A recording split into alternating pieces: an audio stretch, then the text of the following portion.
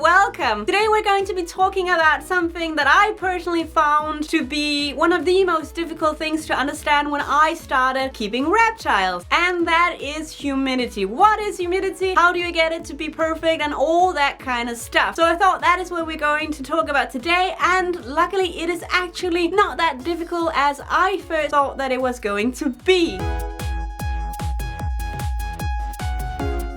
First off, it might be good for you to understand what humidity really is. And roughly said, humidity is how much water there is in the air. It's very easy to notice if a place has a high humidity. You may have experienced it if you've ever visited a zoo that has one of these rainforest parts, and often you have to go in and you need to remember to close the door behind you. And the air in there is it's very damp and it's very heavy, and often you feel like you get really warm and you get really sticky like very fast. That's a place that has a high humidity. So it's very easy to notice when you're somewhere with a high humidity. And of course there is the complete opposite, where you have a very low humidity, and often there the air will be very dry, like when you're in the desert and stuff like that. So humidity is generally just how much water is there in the air. And humidity is very important for snakes, because snakes, they do not adapt very well outside their natural habitat. So it's very important that we mimic their natural habitat in order for them to thrive and to be completely healthy. Humidity is very important for the snakes when it comes to shedding. And shedding is also a really good indicator that your humidity is on point. If the snake is shedding in one beautiful piece, your humidity is perfect. But if the snake sheds in smaller pieces, or even having troubles just getting the shed off in the first place, then your humidity most likely is too low. So there is some health risk if your humidity is not high enough, but there is also a health risk if they are too high. And that is, for example, if you keep a humidity that is too high for too long,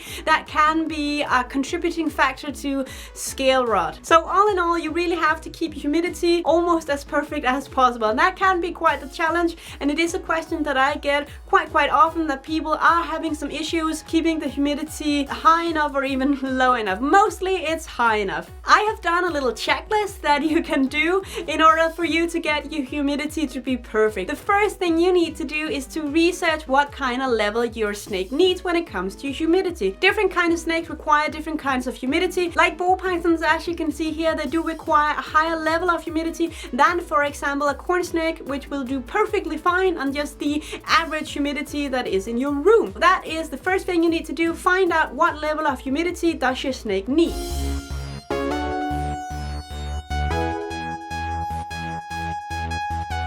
Once you've done that, you can move on to number 2, which is get a hygrometer. A hygrometer is an instrument that measures the humidity in your room. It's a very good thing to have because it gives you the exact amount of humidity that you have. That way you will know whether you need to rise it or decrease it or just simply do nothing. So a hygrometer is something that's really good to have, and I do believe it's necessary to have when you have snakes that do require a higher amount of humidity, such as a ball python.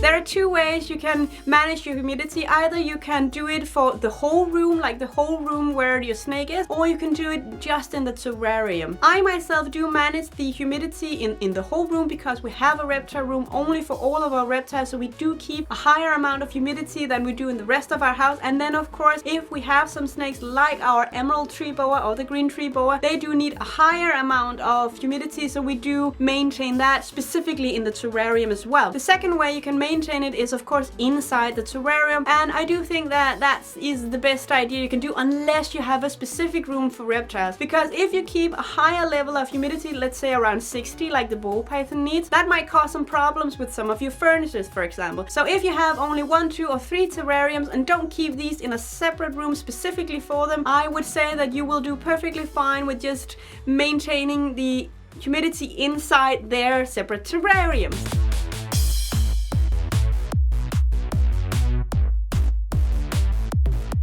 Now that you research on what level of humidity a snake needs, then you need to put up the hygrometer and then measure what the level of humidity there is right now. Remember, you do need to put the hygrometer inside the terrarium in order to measure how high it is in there. So now you have the hygrometer inside the terrarium, and it might show that you need to increase the humidity. So let's take a look at how you do that. The first thing you can do to increase your humidity is to get a bigger water bowl. I'm not talking deeper, I'm talking wider, like a more surface area. That is one way where you can increase the humidity humidity. The second thing you can do if you have a heat mat inside the terrarium is to move the water ball on top of the heat mat. That way the water will vaporize and you will create even more humidity that way. The third thing you can do is to switch to a terrarium made of plastic, because glass terrariums are a bit difficult to keep high humidity in, whereas the plastic is much more easier. So if you have a snake that does require a high level of humidity, then a plastic terrarium is definitely something to consider. The fourth thing you can do if you want to keep your glass terrarium,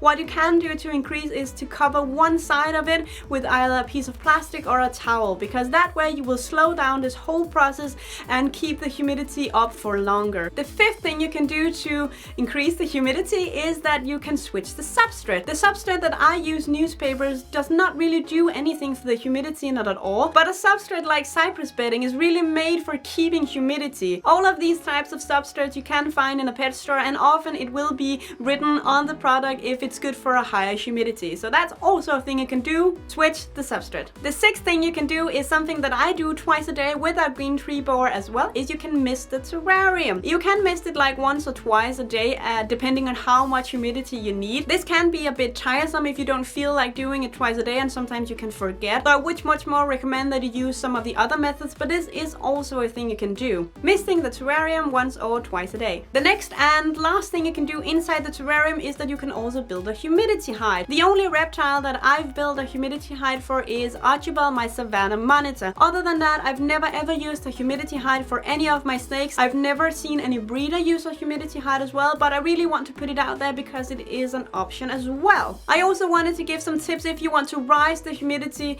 in your room, like if you have a reptile room like I do. If you want to rise the humidity in the entire room, the three things that I do up here is that I have a higher temperature. We have a constant temperature around 25-26 degrees. We almost always have the windows closed, and then we have lots and lots of plants that I do water very often. That way I am rising the humidity just a little bit up here, not that much, because I do keep the humidity levels as they should be in the different terrariums, but it does help to keep the entire room at a little bit higher humidity. A little extra tip for you guys is that if your snake is in shed, it's a really good idea to just pump up the humidity level just a little. And the way that I do that is that when I notice they're going into shed when they're all gray, I do tend to mist only their hide, only the top of their hide. Don't open and mist directly on them, because they might have some trouble regulating their body temperature after that. Just on top of the hide, and then I just spray it like once or twice, because that way you rise the humidity just a little bit more, and that will help the snake get through the shed much easier. When it comes to your snake shedding, that is really your absolute best indicator for if your humidity is on point or not. If the snake is shedding in one beautiful piece, your humidity is, I would say, very good and on point. If the snake is shedding in smaller pieces or might not even get the shed off, then your humidity most likely is too low and you need to rise it. So all in all, if we are just gonna conclude on all this humidity stuff, the first thing you need to do is research on what snake you have and what the levels of humidity it needs. Get the hygrometer so you know what the level of humidity is in your room right now, so we know whether to decrease or increase the humidity. If you need to make some adjustments, then do that. If you need to rise the humidity, just put in a bigger water ball or switch the substrate or cover one side of the terrarium, and then wait for your snake to shed. And if the shed is in one beautiful piece, well done. Then your humidity is definitely, I would say, on point. Alright guys, that's all for today. A quick video on humidity. I really enjoyed researching for this video because I think that humidity is a thing that's a bit difficult to understand. It was really difficult for me, but it is actually quite easy once you get it. I really hope that this video was some help to you guys. If not, just write it right down in the comments and I'll see if I can do like a part 2 or something. Also, if you have any other tips and tricks on how to keep the humidity high or to keep it low, just post it right down in the comment. I would love to hear it, and I know that everyone else would as well. Please give the video a like so I know that you like what I make. It really does mean a lot to me. And also, while you're at it, just hit subscribe on that channel. Do remember we have a Facebook group now. If you haven't joined us yet, please come and do. We debate all sorts of awesome stuff in there, and there are some amazing people as well. As usual, you can find me on Instagram under the name jossersjungle. Thank you guys for now, and bye bye.